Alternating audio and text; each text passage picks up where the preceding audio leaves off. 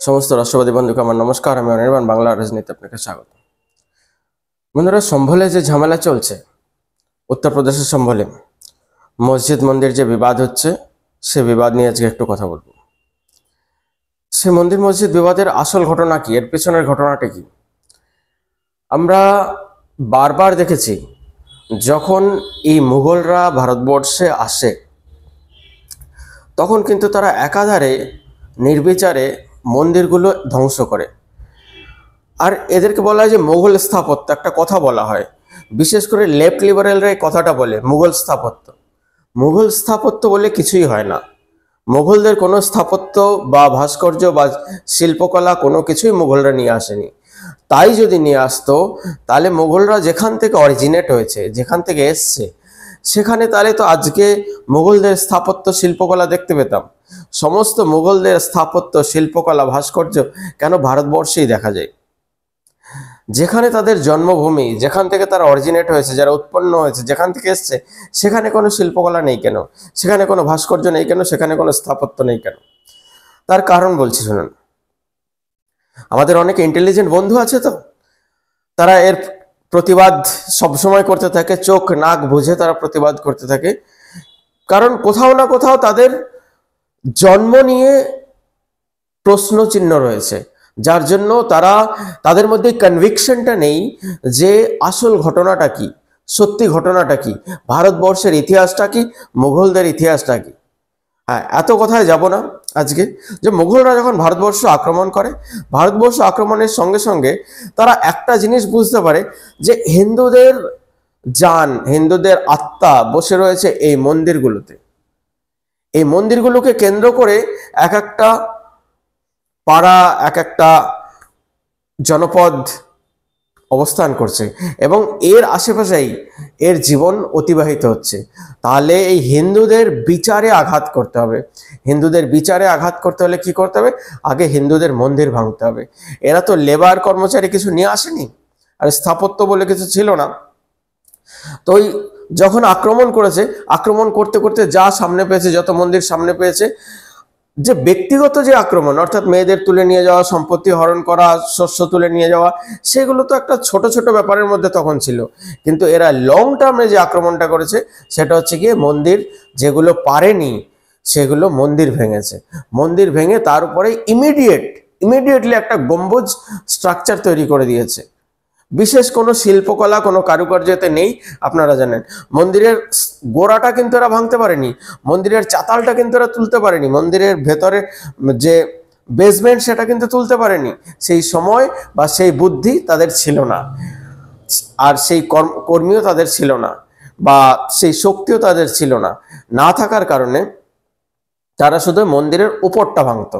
মন্দিরের উপরটা ভেঙে, যেমন আমরা যদি দেখি, সোমনাথ মন্দিরকে 17 বার ভাঙা হয়েছে। ইন্টারনেটে আজকাল সমস্ত ছবি, সমস্ত ফটোগ্রাফি আজকে উপলব্ধ আছে। সেখান থেকে গিয়ে দেখতে পারেন যে ভাঙার পরে তাদের কি দৃশ্য ছিল, কত কষ্ট করে তাদের ভাঙতে হয়েছে। সেরকম যেগুলো যেগুলো ফেমাস মন্দির, সেগুলোর ব্যাপারে আমরা জানি, কিন্তু আমরা অনেক ঘটনা জানি না। সারা ভারতবর্ষে এরা কয়েক হাজার মন্দিরকে এভাবে বিনষ্ট করেছে। তো সম্ভল তাদের মধ্যে একটা। উত্তরপ্রদেশে দিল্লি হয়ে, পানিপথ হয়ে এরা যখন আরো ভেতর, ভারতবর্ষের আরো ভেতর দিকে ঢোকে, তখন প্রথম আসে সম্ভল। সম্ভলে কেন আঘাত করা হয়েছে? সম্ভলের আমাদের পৌরাণিক কথা হলো, আমাদের 4 যুগ, 4 যুগে বিষ্ণুর 4 অবতার। এক একজন অবতার এক এক যুগের শেষে জন্ম নেয়।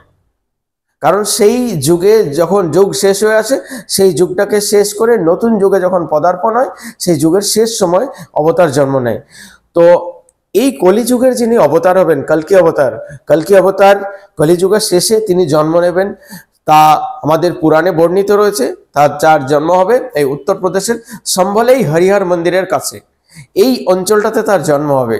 সেই হিসাবেই কিন্তু আমাদের পৌরাণিক গাথা, পৌরাণিক কথা তাতে রয়েছে। তো সেখানে গিয়ে বাবর কিন্তু এই ব্যাপারটা কাজ করেছেন। 1529 খ্রিস্টাব্দে যখন আক্রমণ করতে করতে ঢোকেন, সম্বলের এই মন্দিরটিকে, হরিহর মন্দিরটিকে আক্রমণ করে ভেঙে, তার মাথা ভেঙে তার মাথায় গম্বুজ বসিয়ে দেন। যখন সময় বেশি পেয়েছে, পুরো উপরটা সমতল করে মন্দির বানিয়েছে। আমরা বারবার দেখেছি, যেমন রাম মন্দিরের ক্ষেত্রে দেখেছি, কাশী বিশ্বনাথের ক্ষেত্রে দেখেছি, দক্ষিণ ভারতে দেখেছি, আমাদের পশ্চিম বাংলাতেও এরকম একটা মসজিদ রয়েছে মালদানা মুর্শিদাবাদে, যেটা হচ্ছে গিয়ে বলা হচ্ছে এশিয়ার বৃহত্তম মসজিদ, বলা হচ্ছে এশিয়ার বৃহত্তম মসজিদ। সেটাও একটা মন্দিরের উপরে, সেটাও একটা শিব মন্দিরের উপরে। তা নিয়েও আমি ভিডিও করব শিব মন্দিরের উপরে। এবং আপনি যদি যান সেই মসজিদে ঘুরতে যান, আপনি খালি চোখে দেখতে পাবেন যে সমস্ত মন্দিরের চিহ্ন ওখানে, শিব মন্দিরের চিহ্ন ওখানে উপলব্ধ রয়েছে। আর যদি না যেতে পারেন তাহলে ইন্টারনেটে উপলব্ধ আছে, দেখে নিতে পারেন। তো এরকম ভেঙে এরা কি করেছে, মসজিদ বানিয়ে দিয়েছে। মসজিদ বানিয়ে দিয়ে গল্প তো এখানে অনেক আছে। যাই হোক, এখানে একটা পিটিশন দাখিল হয়েছে, পিটিশন জমা হয়েছে যে এটা একটা হরিহর মন্দির ছিল, সেটাকে ভেঙে জামা মসজিদ, সম্বল জামা মসজিদ করা হয়েছে, যেখানে প্রত্যেক শুক্রবার সবাই নামাজের জন্য উপস্থিত হয়। কোর্ট কি করেছে, সামনে নির্বাচন ছিল 20 নভেম্বর, উপনির্বাচন ছিল 20 নভেম্বর, উপনির্বাচন ছিল 19 নভেম্বর। এই পিটিশন যখন দাখিল হয় তখন কিন্তু কোর্ট সঙ্গে সঙ্গে এর একটা কোর্ট কমিশনার গঠন করে, একটা কমিশন গঠন করে যে যাও যাচ করে আসো যে এই যে পিটিশন জারি হয়েছে, পিটিশন দাখিল হয়েছে, এটা ঘটনাটা কি আদৌ কি, যাচ করে আসো। 2.5 ঘন্টার মধ্যে কোর্ট কিন্তু অর্ডার দেয়। তারপরে যখন 2.5 ঘন্টার মধ্যে ওখানে পৌঁছে যায় লোক, তখন কিন্তু অনেক লেট হয়ে যায়, অনেক সময় প্রায় সন্ধ্যা হয়ে যায়। সন্ধ্যা হয়ে যাওয়ার কারণে 19 নভেম্বর কিন্তু সমস্ত কাজ হতে পারে না, এবং 20 নভেম্বর এবং আগামী 3-4 দিন কাজ হতে পারতো না, কারণ উপনির্বাচন ছিল ওই এলাকার উপনির্বাচন নিয়েও কথা বলবো। উপনির্বাচন থাকায় যে ওই কাজ স্থগিত হয়ে যায়। 23 নির্বাচন রেজাল্ট আসে, ফলাফল আসে উপনির্বাচনের, এবং 24 নভেম্বর কোর্ট আবার আদেশ দেয় যে আবার ওখানে যাচ পড়তাল করা হোক।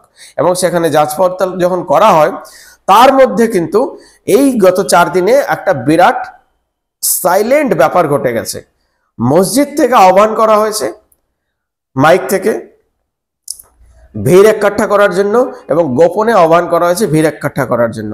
কেন এই কথা বলা হচ্ছে, যখনই এই টিম, যাঁচ টিম ওখানে পৌঁছায়, তারপরেই ভিড় জমতে শুরু করে। সকাল 7:30 ভিড় জমতে শুরু করে, তারপরে তারা নারেবাজি শুরু করে, অর্থাৎ স্লোগান দিতে শুরু করে।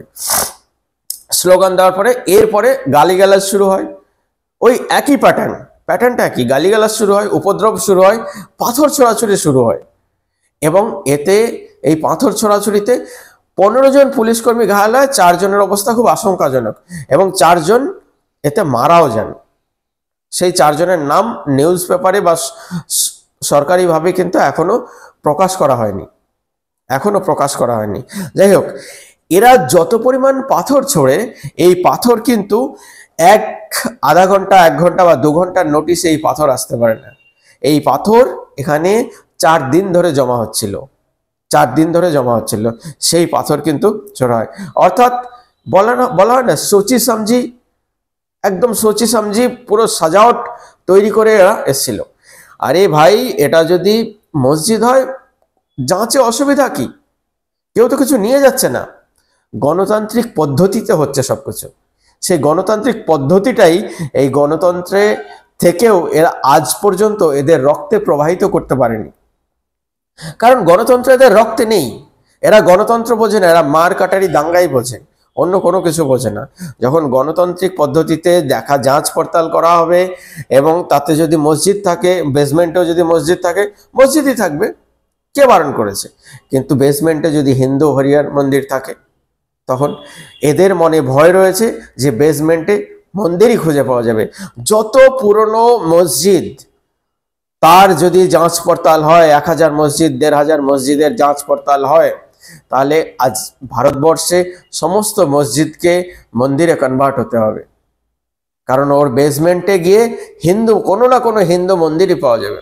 হয় শিব মন্দির পাওয়া যাবে, নালে হরিহর মন্দির পাওয়া যাবে, নালে কৃষ্ণের মন্দির পাওয়া যাবে, কোনো না কোনো মন্দির পাওয়া যাবে, অন্য কোনো কিছু পাওয়া যাবে না। কারণ এই ভারতবর্ষের আত্মায়, ভারতবর্ষের স্থাপত্যে হিন্দুত্বই রয়েছে।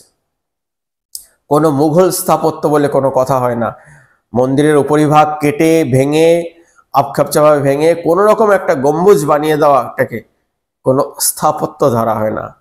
তার বেসমেন্ট তৈরি করতে সময় লাগে, সেই সময়টা 1000 বছর সময় লাগে। এত সহজে হয় না। তাহলে আমরা অপেক্ষা করি। 29শে নভেম্বর কোর্ট অর্ডার দিয়েছে যে 29শে নভেম্বরের মধ্যে সমস্ত কিছু রিপোর্ট পেশ করতে, রিপোর্ট ফাইল করতে।